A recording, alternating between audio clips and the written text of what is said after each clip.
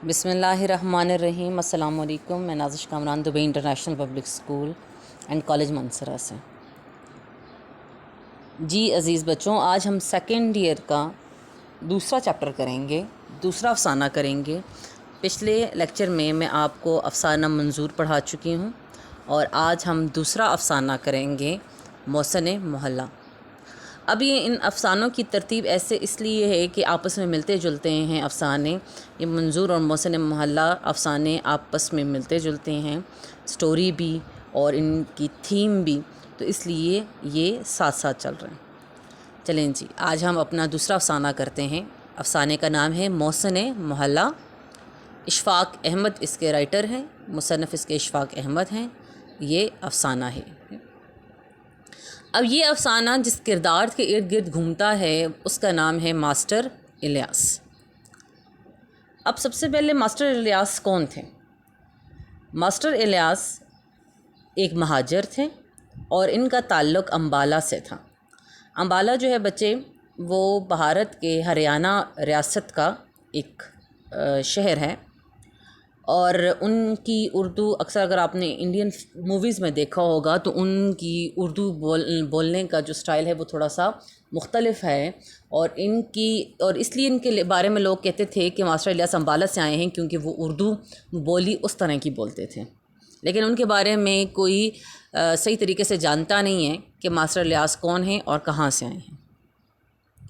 اس محلہ جس کا نام محسن محلہ ہے، اس کے کسی کو معلوم نہیں یہ کب یہاں پہ آئے، لیکن جب یہاں پہ آئے کہ ایک چھوٹی سی کوٹری، ایک چھوٹا سا مکان انہوں نے کرائے پہ لیا اور یہاں پہ رہنے لگے، اور یہاں پہ ان محلے کے بچوں کو وہ گنتی یعنی کاؤنٹنگ، پہاڑے یعنی ٹیبلز اور تختی لکھنا سکھاتے تھے، تختی رائٹنگ کے لیے، ٹھیک ہے۔ اب ماسٹر الیاس کام کیا کرتے تھے یہ کسی کو نہیں پتا کہ وہ کیا کام کرتے تھے، کیسے اپنی روزی کماتے تھے۔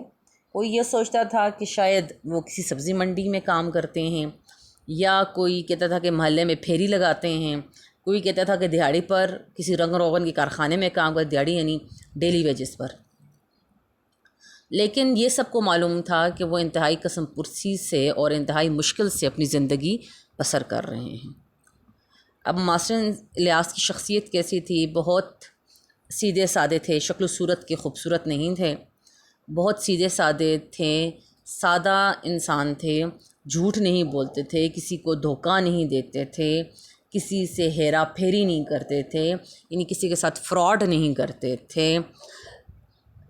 اور آپ کو پتہ ہے کہ معاشرے کے اندر اس قسم کا لوگ جو کہ سادے ہوں، شریف النفس ہوں، جو کسی کے نہ فائدے میں نہ نقصان میں، جو جھوٹ نہ بولتے ہوں، جو دکھاوا نہ کرتے ہوں، تو اس قسم کے لوگ جو ہیں وہ ایک قسم کا سوسائٹی پر، ایک قسم کا معاشرے پر بوجھ ہوتے ہیں۔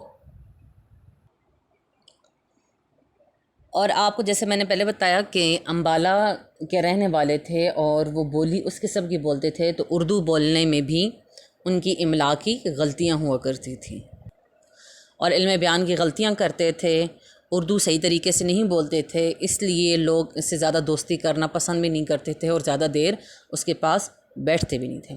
لیکن اس محلے کا ہر شخص ان کی عزت بہت کرتا تھا، جب بھی ان کے پاس گزرتا تھا تو السلام علیکم ضرور کہتا۔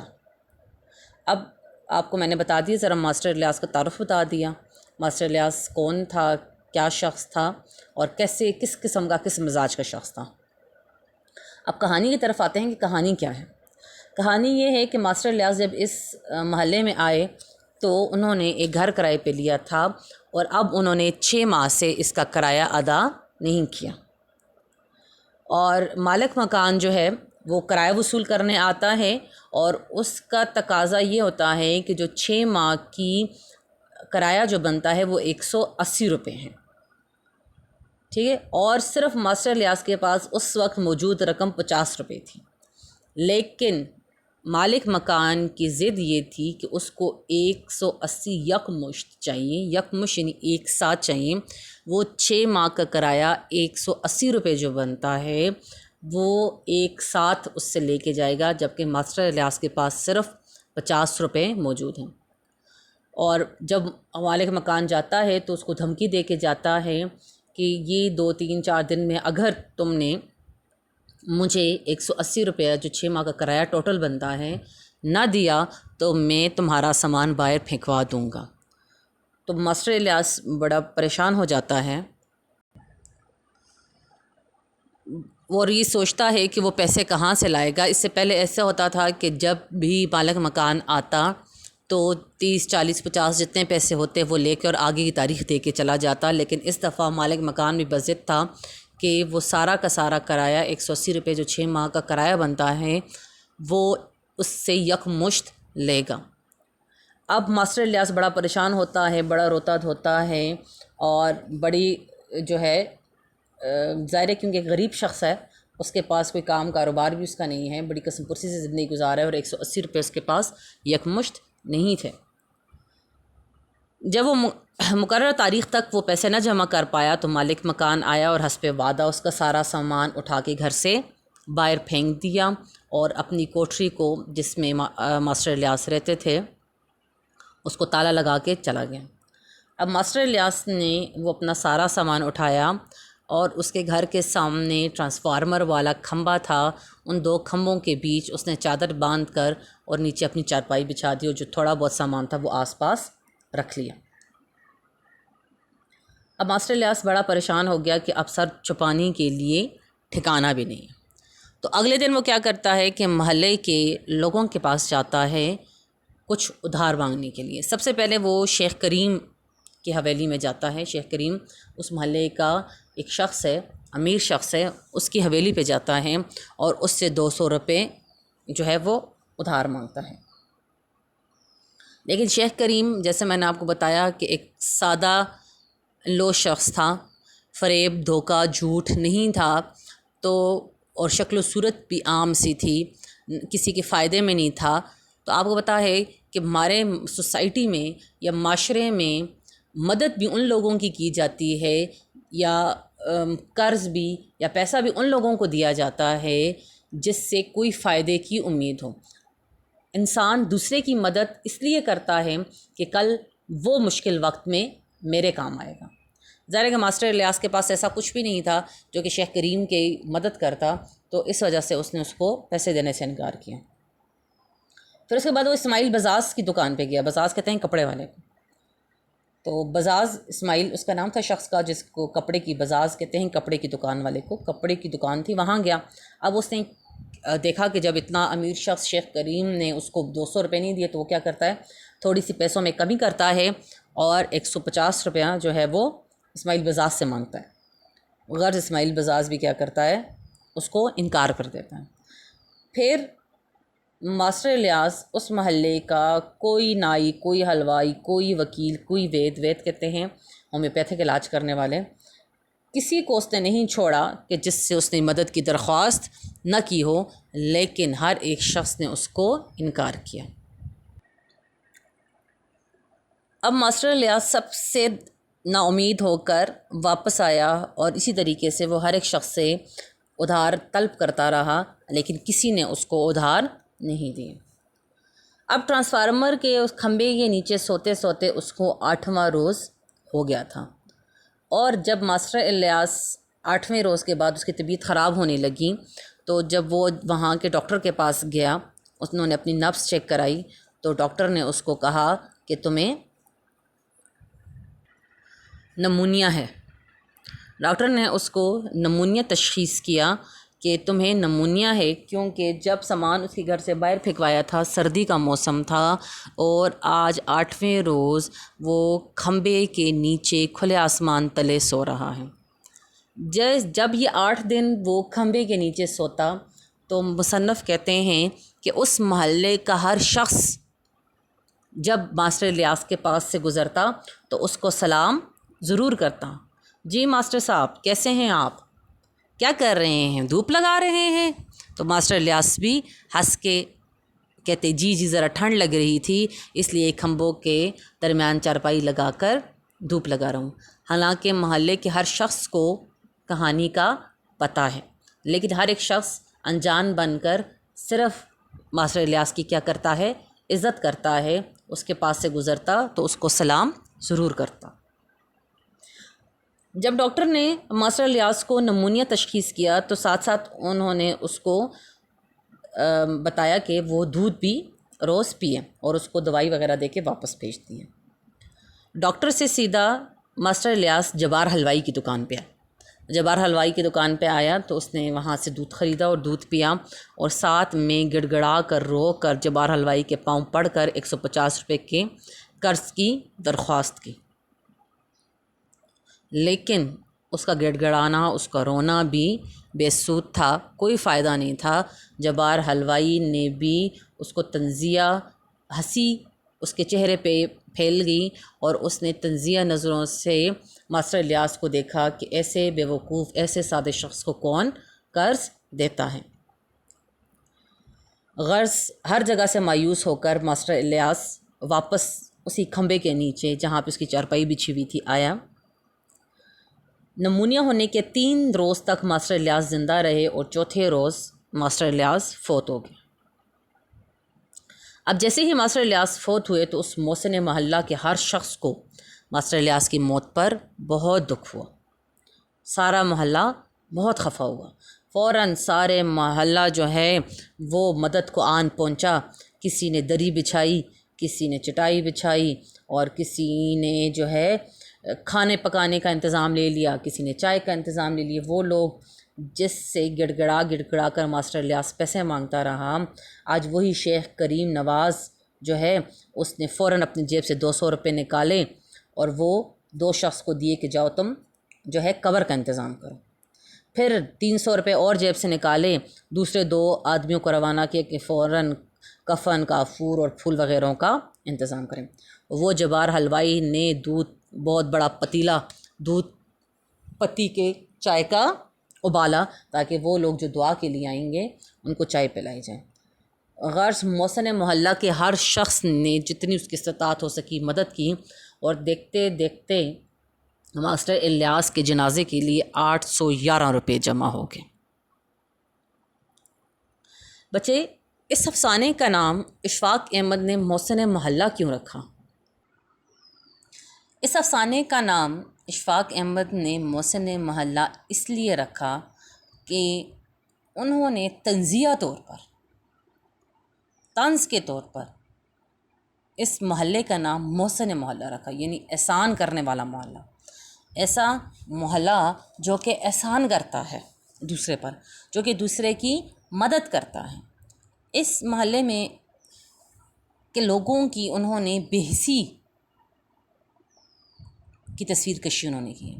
اشفاق احمد کہتے ہیں کہ یہ لوگ جیتے جی کسی کی مدد نہیں کرتے، لیکن جب کوئی مر جاتا ہے تو ہر ایک کو بہت دکھ ہوتا ہے۔ پھر کوئی کھانے کے انتظام کے لیے بھاگتا ہے، کوئی قبر کے انتظام کے لیے بھاگتا ہے، کوئی روتا دھوتا ہے، کوئی اس کی اچھائیاں گنتا ہے، لیکن وہ 200 روپے جو انسان کی زندگی بچا سکتا ہے وہ مدد انسان سے نہیں ہوتی۔ یعنی کہ اس سے کم خرچ میں، اس سے کم قیمت میں انسان کی زندگی بچ سکتی ہے، لیکن ہم وہ نہیں بچاتے۔ لیکن اس کے مرنے پر پھر اسی محلے نے 811 روپے جمع کر دی۔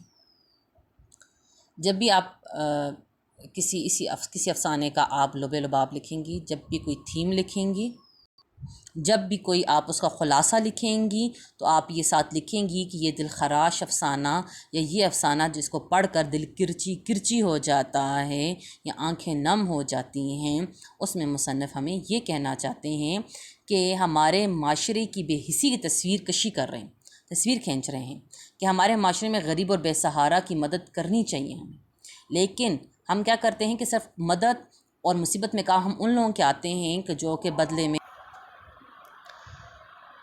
بچے، ہم ہر روز ایسے مفلس لاچار لوگوں سے اپنے ہسپتالوں میں، گلی میں، کوچوں میں، اپنے ارد گرد ان لوگوں سے اکثر ہمارا واسطہ پڑتا ہے، لیکن ہم میں سے بہت سے کم لوگ ایسے ہوتے ہیں کہ جو ان کی مدد کرنے کو تیار ہوتے ہیں یا مدد کرنے پہ آمادہ ہوتے ہیں۔ اسلام کو بھی اگر دیکھا جائے تو اسلام ہمیں غریب غربا کی، مساکین کی مدد کرنے کی تلقین کرتا ہے، اور صاحب استطاعت لوگوں پر اللہ تعالیٰ نے زکوٰۃ و صدقات دینا، ان کو زکوٰۃ دینا جو ہے ان پر لازم قرار دیا ہے، صدقات دینا۔ اگر معاشرے میں یہ زکوٰۃ کا سسٹم پراپر طریقے سے چل جائے تو دنیا کے اندر، معاشرے کے اندر کوئی بھی شخص غریب نہ ہو، اور صدقات جو ہیں یعنی کہ اپنے وہ رقم ہمارے لیے شاید اتنا کوئی حیثیت نہ رکھتی ہو، ہمارے لیے اتنی کوئی ضروری نہ ہو، ہمارے لیے اس سے کوئی اتنا فائدہ نہ ہو، لیکن وہ تھوڑی سی رقم کسی کی زندگی بچا سکتا ہے۔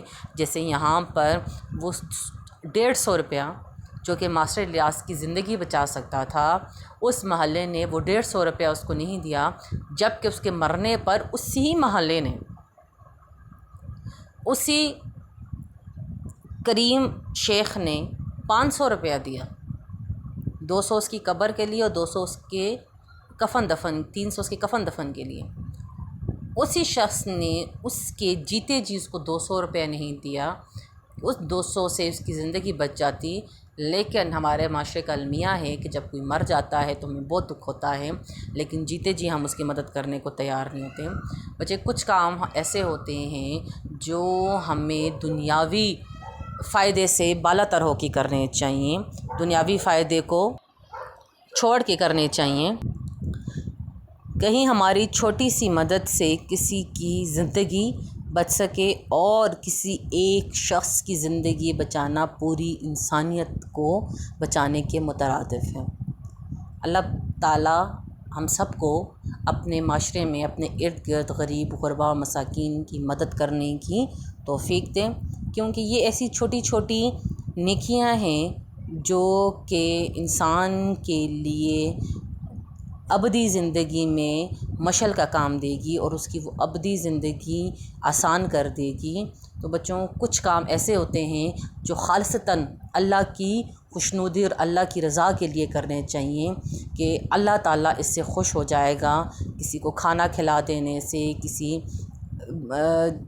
غریب، یتیم، جو قسم پرسی سے غربت سے زندگی گزار رہے ہیں، ان لوگوں کو 2 وقت کی روٹی دے دینے سے، ان کو ننگے پاؤں میں جوتے پہنا دینے سے، ان کو کوئی ایسی چیز جو ان کے فائدے کے لیے وہ کر دینے سے اللہ تعالیٰ جو ہے وہ انتہائی خوش ہوتے ہیں، اور وہ اپنی نعمتیں جو ہیں وہ انسان پر، کیونکہ اللہ کی راہ میں ہم ایک خرچ کرتے ہیں تو اللہ اس سے 10 گنا بڑھ کر ہمیں دیتا ہے۔ اس کے ساتھ بھی وہی اشعار ہیں جو اپنے پچھلے افسانے میں کیے ہیں، جیسے درد دل کے واسطے پیدا کیا انسان کو، ورنہ اطاعت کے لیے کچھ کم نہ تھے کروبیاں۔ یہی ہے عبادت، یہی دین و ایمان، کے کام آئے دنیا میں انسان کے انسان۔ اپنے لیے تو سبھی جیتے ہیں اس جہان میں، ہے زندگی کا مقصد اوروں کے کام آنا۔ کرو مہربانی تم اہل زمیں پر، خدا مہرباں ہوگا عرش بری پر۔ تو بچوں، امید ہے کہ آپ کو یہ افسانہ سمجھ آیا ہوگا، محسن محلہ، اور آپ کو میں نے ٹائٹل کا ہی بتا دیا کہ محسن محلہ کیوں رکھا ہے اشفاق احمد نے اس کا نام، یعنی محلے کا نام ہے احسان کرنے والا محلہ، یعنی کہ انہوں نے تنزیہ طور پر اس کا نام محسن محلہ رکھا ہے کہ اس کے اندر رہنے والے لوگ جو ہیں وہ انتہائی بے حس ہیں۔